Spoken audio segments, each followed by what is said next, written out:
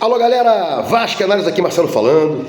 Bom, vou falar sobre o jogo hoje, um pouquinho sobre algumas coisas, mas o pão do Vasco começou a cair no chão com a margarina para cima, né?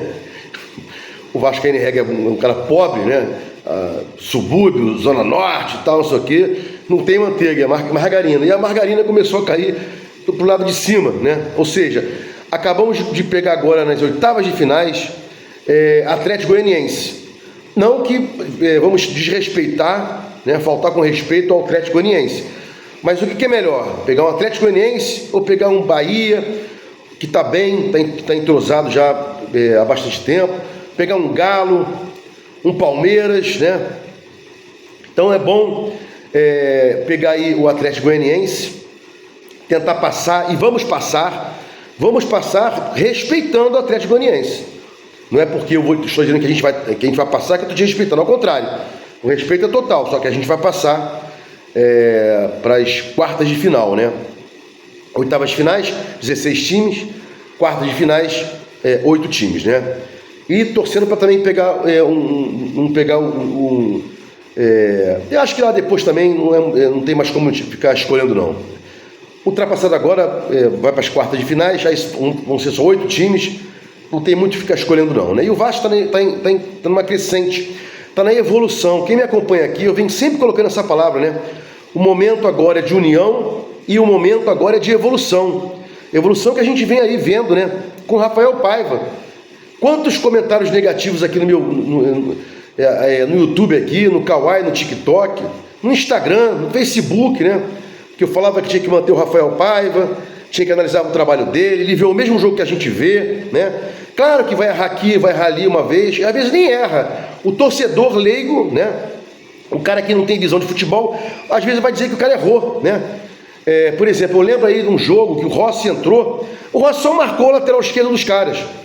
O Rossi só marcou o atacante pelo lado esquerdo dos caras, não fez mais nada. Depois o cara tirou. Pô, o Rossi não jogou nada, não sei o que. Infelizmente o Rossi é atacante, tem que tentar fazer gols, tem que puxar contra-ataque, mas tem jogos, uma situação específica vai ter uma mudança até ruim para o próprio jogador, né? Depois desse jogo o Rossi não jogou mais praticamente. Ou se jogou pouco tempo. Então, às vezes, o cara que não acompanha futebol, não lê o jogo, né? Vai achar que que o Rafael Paiva está colocando errado, que está escalando errado, blá blá blá, enfim, né? Bom, então o time vem numa crescente, né? E aí o time vai ser agora ajudado por um elenco maior, né? Coutinho, Souza, Alex Teixeira, esse Emerson Rodrigues aí, né? Daqui a pouco volta aí Paulinho, volta Jair. Então o que acontece? Vai ter um elenco maior para poder fazer um time desse elenco melhor, né? Desse elenco maior. A gente está agora tem poucos jogadores, né? O Vasco não queria mais contratações, mas não tem condições agora. É uma retomada que o Pedrinho tirou o Vasco da mão daqueles crápulas, né? Os falidos da 777. E ontem, uma Maria Alice, alguma coisa assim, fez um comentário aqui, né? Tem boca suja, né? Diz que o Pedrinho acabou com a 777, tirou o crédito do Vasco no mercado. Ao contrário, eu acho que é Maria Alice o nome dela. Não vou falar palavras de baixo calão, como a senhora falou no comentário, mas eu tenho que falar o seguinte: Pedrinho não está colocando o Vasco em descrédito, não, ao contrário, essa retomada faz o Vasco ter crédito, né? E não nas mãos aí de empresas falidas, de empresa falida, de grupos falidos, foram absorvidos por outros, né? Vários processos judiciais, processos criminais, inclusive. Então, essa é a retomada do Vasco, né? Agora, se vai voltar para associativo ou não, se vai ser Vasco, vai continuar Vasco SAF, que seja pelo menos Vasco SAF associativo majoritário, para o Vasco nunca mais ficar submisso a uma empresa canalha e grupos canalhas aí, né? Bom, há também uma retomada de confiança dos jogadores, né?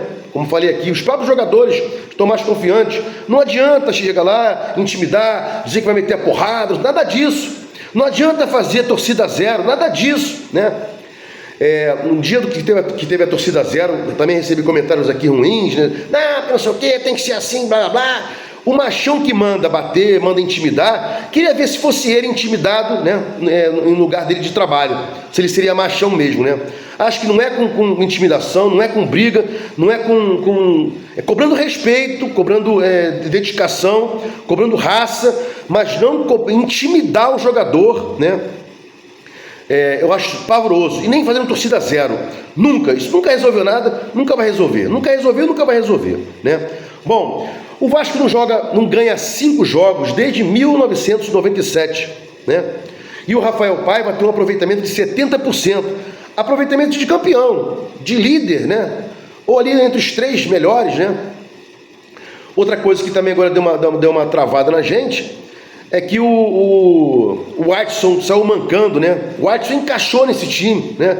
É o nosso cara que joga por dentro, David de profundidade, Adson por dentro. É um esquema que é feito ali pelo Rafael Paiva, inclusive com várias variações, né?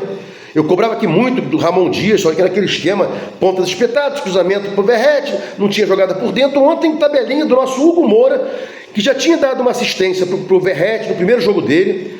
Depois, uma assistência pro Piton contra o Corinthians, né? Nesse interregno teve aquela falha dele, foi massacrado, passado flamenguista e tal. E no primeiro tempo ele deu um passe pro Verrete, o Verrete deu uma assistência melhor, o Hugo Moura deu um passe pro Verrete, que seria do Verrete uma assistência pro David, mas a bola correu demais. David jogou para trás, aí sim uma assistência pro Praxedes, gol do Vasco, mas foi anulado, né? Verrete também tem que ter menos displicência para bater o pênalti, Verrete, pelo amor de Deus. Você tem crédito, você, Léo Jardim, mas às vezes, podia ter empatado aquele jogo por causa daquele gol. Tem que ter mais zelo, carinho na batida de pênalti, né? Tem jeito, né? E depois o Hugo Moura deu o passe aí, né? Avançado, o Hugo Moura que joga bem ali entre o primeiro terço e o segundo terço, fazendo a volância na entrada da área, né? Tem que marcar ali, estava lá na frente hoje marcando, apoiando e dando passe aí pro David, né? A gente que sempre reclama aqui que o Vasco leva gol na entrada da área, de fora da área e tal. Ontem a gente fez um gol de fora da área, a gente fez um gol da entrada da área. Tem que chutar mais, tem que tentar, né? A gente tem que ter mais organização, e as organizações são feitas para quê? Em dado momento, linha média, às vezes uma linha baixa para chamar o adversário, em uma situação, linha alta. Também pode botar o time um pouco posicional para esticar o campo, né? Para abrir o campo, para permitir mais entrada pelo corredor central. Então, várias coisas têm que melhorar. E uma das coisas também que eu acho que tem que melhorar é o seguinte: o Vasco peca, em alguns momentos também, por falhas individuais de bobeira. Por exemplo, ontem o Maicon, né, e o Léo foram bem, mas o Maicon ontem, em dado momento, estava 1-0, finalzinho de jogo, ele vai dar o bote fora da área. E é vencido, ele é driblado, o jogador bota a bola na frente e corre, passa ele, arremata pro gol e o Léo Jardim agarra. Então não é para o Maicon dar bote fora da área. O Maicon tem que ser o sobra, não tem velocidade. Se tiver desorganizado, não tiver um volante, não tiver um lateral ali para dar o bote, que seja o Léo, mas nunca o Maicon, né? E o Léo também fala demais nos botes, mas é mais veloz do que o Maicon, né? E o Maicon na sobra vai reagir melhor, né? Do que no mano a mano aí, no 1 contra 1, tentando dar o bote lá na frente, né? A evolução, ela é patente. A gente está vendo um time jogando com as linhas mais compactadas, né? Os jogadores tentando mais o drible. Eu lembro que o Rafael Paiva falou: o próximo estágio é a gente cobrar mais jogadores individualmente, arrumar o coletivo e começar a pedir mais individualidade de jogadores. Então é tudo com calma, né? Não adianta chegar e não ter calma. Mas a calma também veio com muita sorte, porque assim que o Rafael Paiva, competente, começou a treinar o Vasco, vieram resultados bons, e ele foi mantido, né? Se não viessem resultados bons, ele teria saído. Então é um misto aí, né, de competência com sorte, para ele poder desenvolver o trabalho dele, né? Tem sempre aquele vascaíno bobão, né, que vem aqui também no meu canal e diz: olha, o Rafael Paiva não tem experiência, não sei o que, se perder 2, 3 sai, qualquer um, se perder 2, 3 sai, qualquer um, a não ser o Renato Gaúcho, que está lá fincado no chão no Grêmio, algum outro treinador de ponta, mas em regra, o treinador é interino sempre, né? Vamos agora